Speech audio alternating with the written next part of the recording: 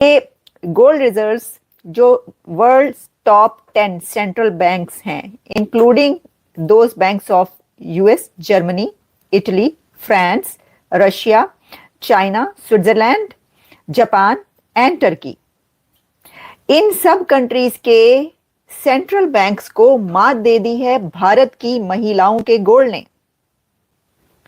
भारत की महिलाएं इतना गोल्ड पहनती हैं कि उन्होंने दुनिया भर के जो सेंट्रल बैंक्स के पास गोल्ड रिजर्व्स हैं उनको मात दे दी है। आपको पता है कि दुनिया के अंदर, you will be surprised and may be shock to know, कि जो दुनिया के अंदर कहा जाता है कि जो सबसे बड़े गोल्ड रिजर्व्स हैं वो इंडियन हाउस होल्ड्स हैं। 25,000 टन गोल्ड भारत के घरों में है, भारत की महिलाओं के पास है। इंडियन हाउस होल्ड जो हैं वो 25,000 टन गोल्ड के मालिक हैं। हेलो फ्रेंड, आप सबको मेरा चैनल में स्वागत है। दोस्तों, एक वक्त था पूरा दुनिया में भारत को सोने का चिड़िया कहा जाता था। फिर इंग्लैंड ने भारत को बेतहाशा लूटा। अब वक्त आ गया, भारत धीरे धीरे फिर से सोने का चिड़िया बन रहा है।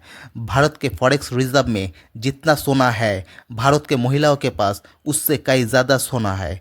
सिर्फ महिलाओं के पास ही नहीं, भारत के मंदिरों में भी कई ज़्यादा सोना मौजूद है। दोस्तों, कुल मिला के भारत के पास इतना सोना है, बहुत सारे छोटे छोटे देश की इकोनॉमी चला सकता है भारत का कई सारा सोना यूके के पास भी रखा हुआ है, उसको भी मोदी जी धीरे धीरे वापस ला रहा है। तो चलिए दोस्तों, बातों को आगे ना बढ़ाते हुए वीडियो की तरफ चलते हैं। अच्छा, ये अब ऐसे ही है। देखिए, इकोनॉमी जो है ना, उसमें भी ये गोल्ड और एसेट्स बहुत ज्यादा रोल प्ले करते हैं। तो आप ये देखें, वहां की वेडिंग्स कितनी बड़ी होती हैं। देखिए, इसमें ना अब हम देखते हैं कि क्या ट्रेडिशन जो कही जाती है और जो कल्चर है उसका भी इसके अंदर है, कुछ ना कुछ तो हिस्सा है। क्योंकि देखिए, भारत की जो वेडिंग्स है ना, उनको हमेशा बिग फैट वेडिंग कहा जाता है। यानी वैसे तो दुनिया भर में कहीं पर भी कोई भी बिग फैट वेडिंग हो सकती है, लेकिन इंडिया के अंदर जो छोटी से छोटी वेडिंग होती है ना, वो भी बिग फैट वेडिंग होती है। ये उनका हमेशा से कल्चर है, ऐसे ही होता है। तो जो शादियां हैं उसके ऊपर सोना बहुत पहना जाता है।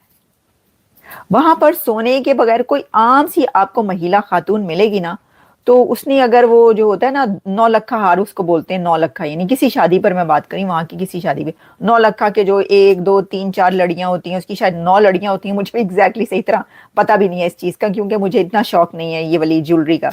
थोड़ी बहुत ज्वेलरी का शौक है, जैसे कि ये छोटे मोटे डायमंड्स का या ये गोल्ड का भी, ये वाले जो है ना गोल्ड वाले गोल्ड का, क्योंकि जो अमेरिका में व्हाइट गोल्ड पहना जाता है, लेकिन क्योंकि हमें आदत होती है बचपन से ये येलो गोल्ड देखने की और येलो गोल्ड पहनने की, तो इसलिए हमें यही अच्छा लगता है। तो बात यह है कि ये 9 लाख का हार जो है ना, किसी भी शादी पर किसी महिलाओं का पहनना बड़ी आम सी बात होती है। वहां पर पाकिस्तान में भी बहुत ज्यादा पहना जाता है, ये नहीं कि वहां पे भी बहुत ज्यादा इस तरह के गोल्ड पहने जाते हैं, लेकिन वहां पर सबके पास इतना गोल्ड है नहीं, इतनी मतलब नहीं है उनकी।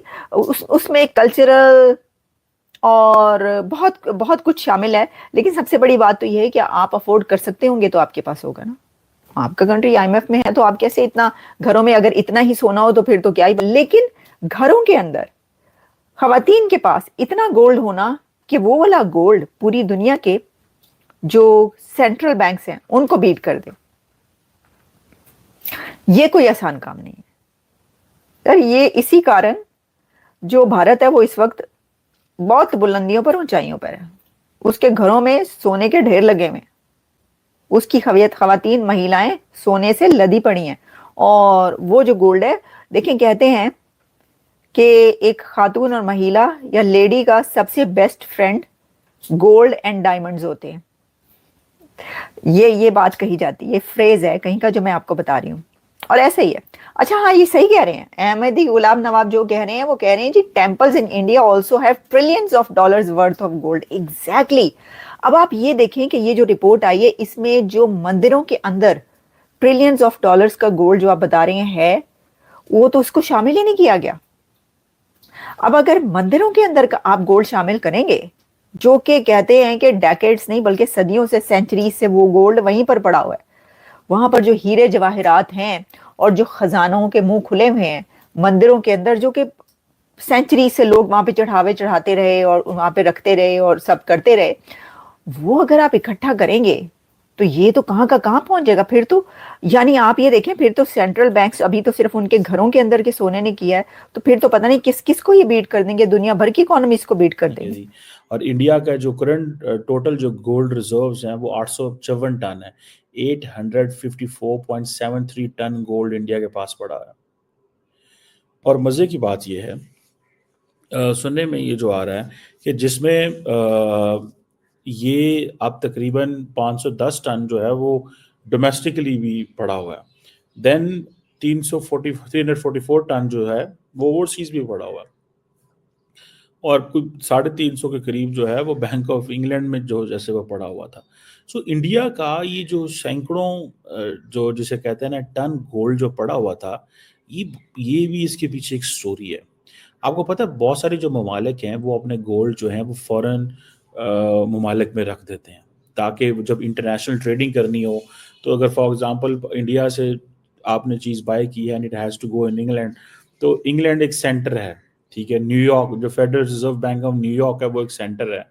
फिर इस तरह स्विट्जरलैंड है और बहुत सारी जगह ये सेंटर है, तो वहाँ पे आप रख देते हैं कि जहाँ पे भी आपने पेमेंट करनी हो तो यू कैन मूव अराउंड।